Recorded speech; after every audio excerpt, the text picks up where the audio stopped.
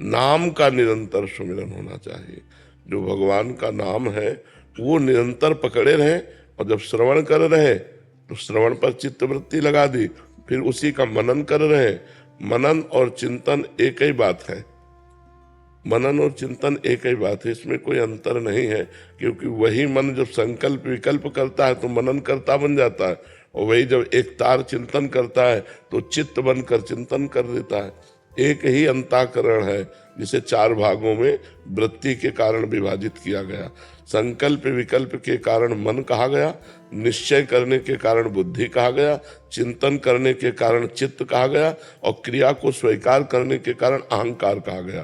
तो एक ही मन चार भागों में हो गया, मन बुद्धि चित्त अहंकार, ये अंतःकरण एक ही है।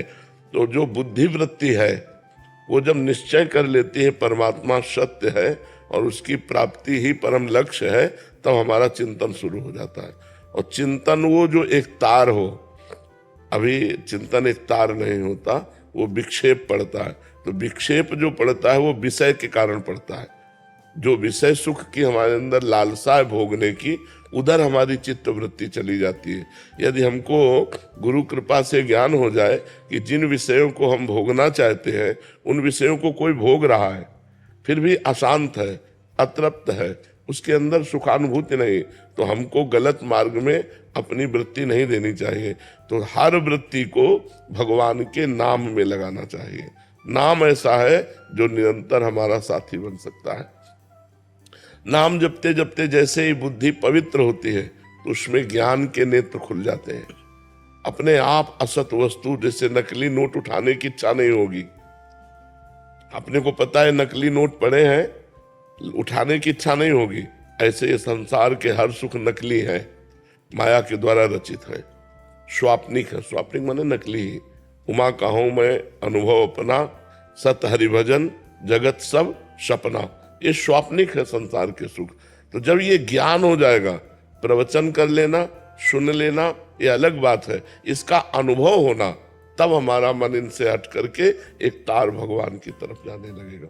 तो हमको हट करके नाम जप में निरंतरता बनानी है। बिना हट के मन नहीं मानता है। हमें सुख मिले ना मिले, हमें लाभ मिले ना मिले, हमें शांति मिले ना मिले, हमको हट करके नाम जप करना है। जब ऐसा कोई हठी नाम जप करता है तो नाम जप का फिर अभ्यास बन जाता है, और जब नाम जप चलता है तो फिर आनंद की धारा खुलती, जो चाहे वो प्राप्त कर सकता है। ऐसा नाम रूपी धन है। बिना नाम धन के कोई भी आध्यात्मिक उन्नति नहीं हो सकती, चाहे किसी भी मार्ग का पथिक हो, उसको नाम जप करना ही पड़ेगा। समझ रहे हैं आप? महाराज जी, मेरा ये प्रश्न ये भी था कि जैसे हम लोग संसार में रहते हैं और आपके सानिध्य से ये पता पड़ा साध्य हमारा भगवत प्राप्ति है, तो साधन पे हम कैसे अड़िग रहे? कई बार क्या होता है, उतार चढ़ाव का समय भी ऐसा आता है, विफलताएं भी आती है, उतार चढ़ाव आता है, तो उस वक्त ऐसे अड़िग रहे? क्योंकि शास्त्र भी ये प्रमाणित करता है, अथा तो ब्रह्म जिज्ञासा। तो उस संदर्भ में नहीं, अथातु ब्रह्म जिज्ञासा का मतलब अब मैं ब्रह्म जिज्ञासा करता हूँ, जानना चाहता हूँ।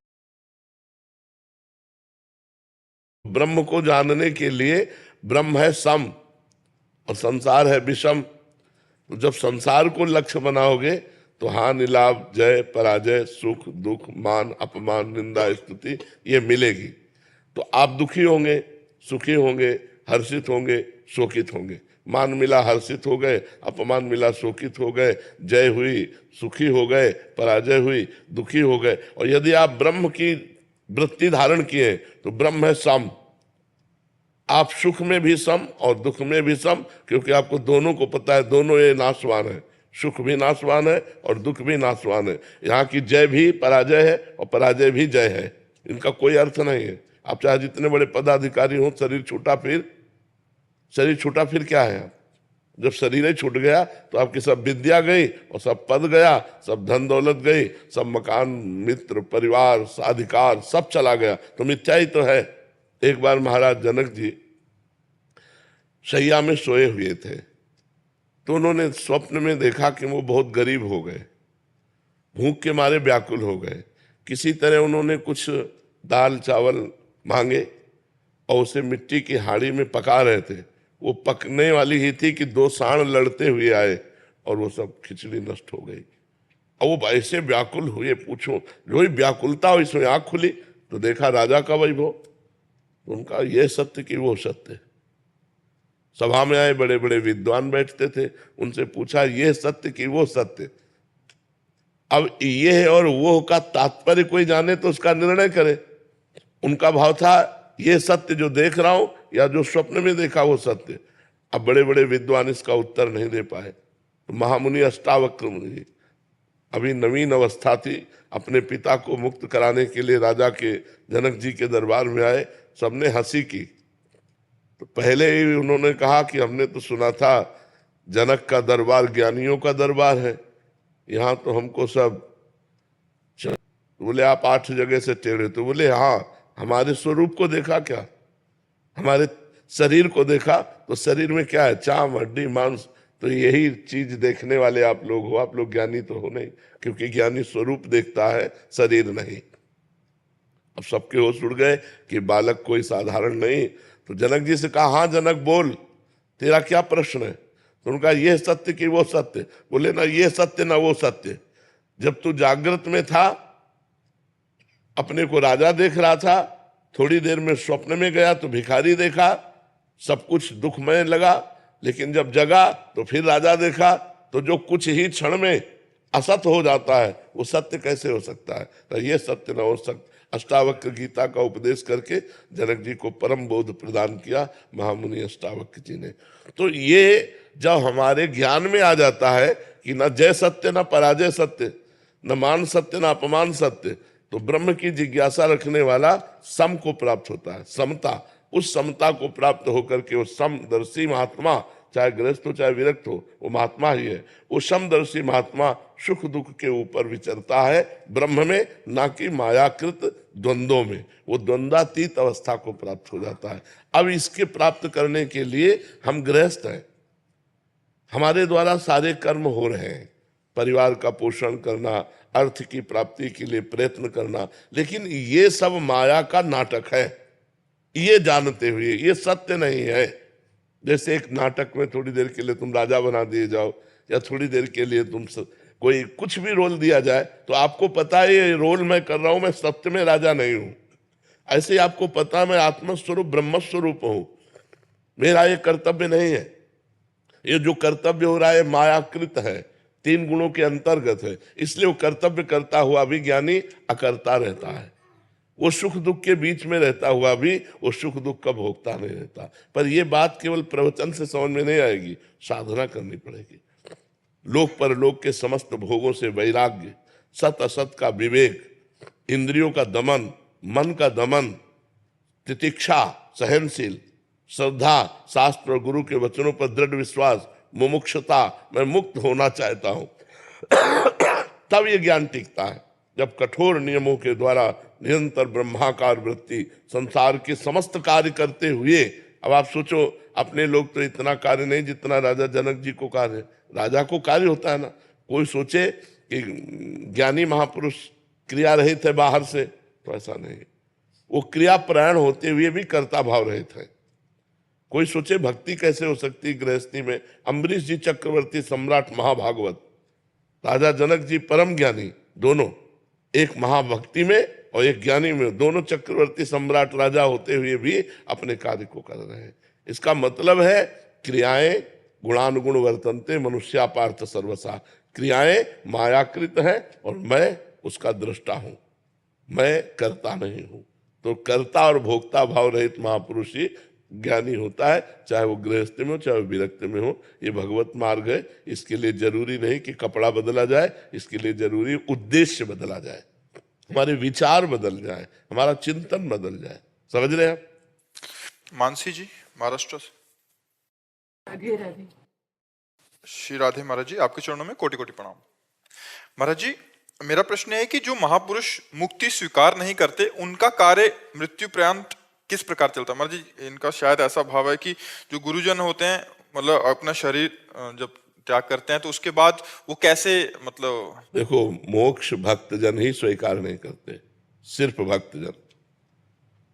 नहीं, स्वीकृति की बात नहीं है। तुम्हारा अधिकार होगा तो मोक्ष हो जाएगा, पर मोक्ष भक्तजन स्वीकार नहीं करते। क्यों?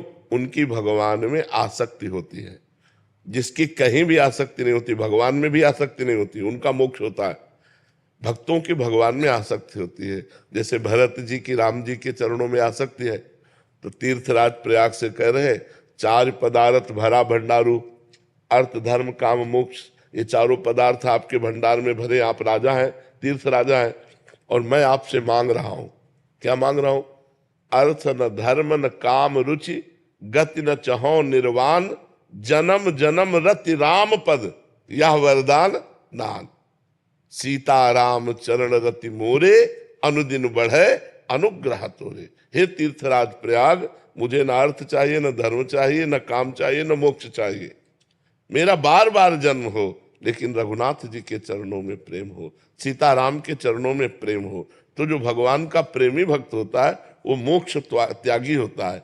सालोक के सारिष्ट सामीप्य सायुज्य एकत्व, 5 प्रकार के मोक्षों का त्याग करके वो यही चाहता है कि भगवान के चरणों में प्रीति हो, भले नरक जाना पड़े। श्रीमद् राधा सुधा निधि में लिखा है, यत्र यत्र मम जन्म कर्म भीर नारके परमे पदे अथवा राधिका रत निकुंज मंडली तत्र तत्र हृदय में विराजताम। मेरा जहां जहां कर्म के अनुसार जाना हो, चाहे नरक जाना हो, चाहे परम पद जाना हो, पर हे लाडली, जो आप अपनी सहचरियों के साथ, लालजू के साथ हमारे हृदय में स्फुरित होती रहे, बस इतनी जरूरत है। राधिका रथ निकुंज मंडली तत्र तत्र हृदय में विराजताम, चाहे यत्र यत्र मम जन्म कर्म भी नार के परमे पदे थवा। यही जोनि जन्मो कर्म बस, तहा राम पद अनुराग हो। भक्त का ये लक्ष्य होता है, इसलिए उसको मोक्ष नहीं प्राप्त होता। और मोक्ष सुख का जो ज्ञानी महापुरुष है वो भी भगवान के प्रेम सुख के लिए ललचाता है।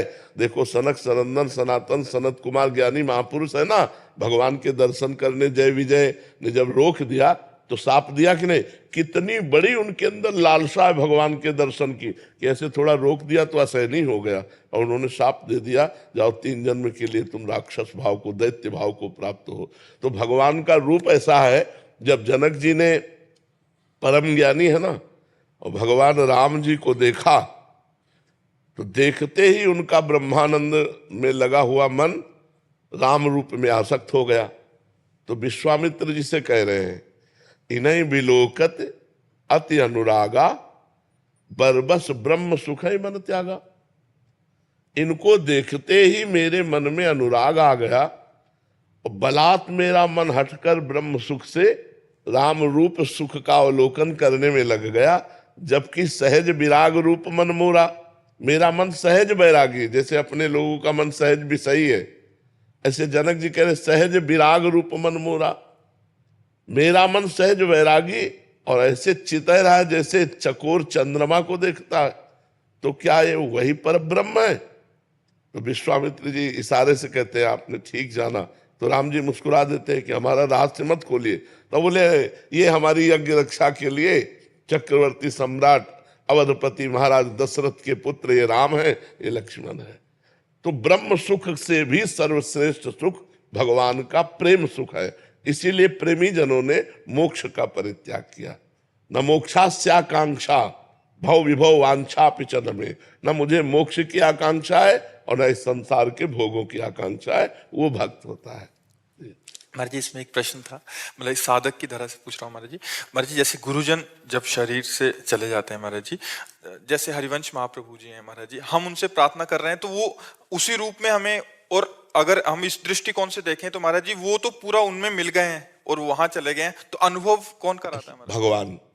भगवान जैसे हम उड़िया बाबा के दर्शन करना चाहें तो हमारे भगवान उड़िया बाबा को रूप रख करके आएंगे और वैसे ही वार्ता करेंगे, वैसे ही दर्शन देंगे। पूरा अनुभव वैसा ही होगा? पूरा अनुभव, क्योंकि पहले भी उड़िया बाबा भगवान ही थे, अब वो भगवान में लीन हो गए तो भगवान ही वही रूप धारण करेंगे। सब जीव भगवत स्वरूप है, हर जीव भगवत स्वरूप है, वो अपने स्वरूप को भूलकर स्त्री पुरुष माने हुए है। तो जब हम किसी भी रूप की आकांक्षा करते, किसी भी रूप की आकांक्षा करें, जाकी रही भावना जैसी प्रभु मूर्ति देखी तिन तैसी, हम जैसी भावना करेंगे भगवान वही रूप रख कर हमें साक्षात्कार करा देंगे। एक मिनट, तो ऐसा है कि महात्मा अगर उन्होंने देह भी छोड़ दिया तो भी उनका कार्य वैसे ही